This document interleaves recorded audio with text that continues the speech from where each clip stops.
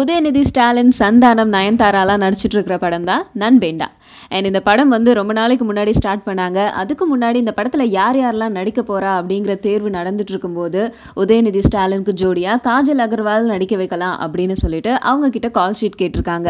அவங்களுக்கு 1,40,00,000 ரூபாய் சம்பளமும் பேசி அதுக்கு அட்வான்ஸ் தொகையாக 40 லட்சத்தை முன்கூட்டியே கொடுத்துருக்காங்க.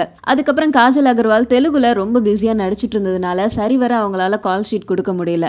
அது மட்டும் இல்லாமல் நண்பேண்டா படம் ஆரம்பிச்சதுக்கு அப்புறம் கொஞ்சம் இடைவெளி விட்டு தான் ஷூட்டிங்லாம் ஸ்டார்ட் பண்ணாங்க.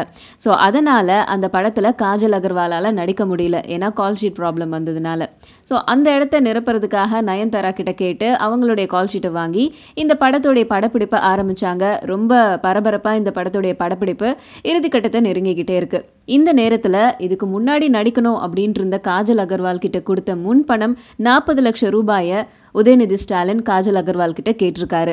ஆனால் காஜல் அகர்வாலோ இவங்க கால் ஷீட் கொடுத்துருக்கும் போது அவங்களுக்கு ஜூனியர் என்டிஆர் கூட நடிக்க இருந்த ஒரு படம் வந்து மிஸ் ஆயிடுச்சாம். ஸோ அந்த நஷ்டத்தை ஈடு கட்டுறதுக்காக அந்த 40 லட்சம் ரூபாய் சரியா போயிடுச்சு அப்படின்னு சொல்றாங்க. அப்படியும் இல்லை அப்படின்னா உங்களோட அடுத்த படத்தில் நான் நடிக்கும்போது அதை கழிச்சுக்கோங்க அப்படின்னு சொல்றாங்களாம். இந்த மாதிரி சொல்றது நல்லது கிடையாது. அதனால தயாரிப்பாளர் சங்கத்தில் நான் காஜல் அகர்வால் மேலே ஒரு புகார் கொடுக்க போறேன் அப்படின்னு சொல்லியிருக்காரு உதயநிதி ஸ்டாலின். இதை தொடர்ந்து காஜல் அகர்வால் என்ன சொல்றாங்க அப்படின்னா, உதயநிதி ஸ்டாலின் கொடுத்த புகார் இன்னும் என்ன வந்து சேரல, அதனால எனக்கு அந்த புகார் வந்து சேர்ந்ததும் அவர் மேல நான் திரும்பவும் புகார் கொடுப்பேன் அப்படின்னு சொல்லியிருக்காங்க.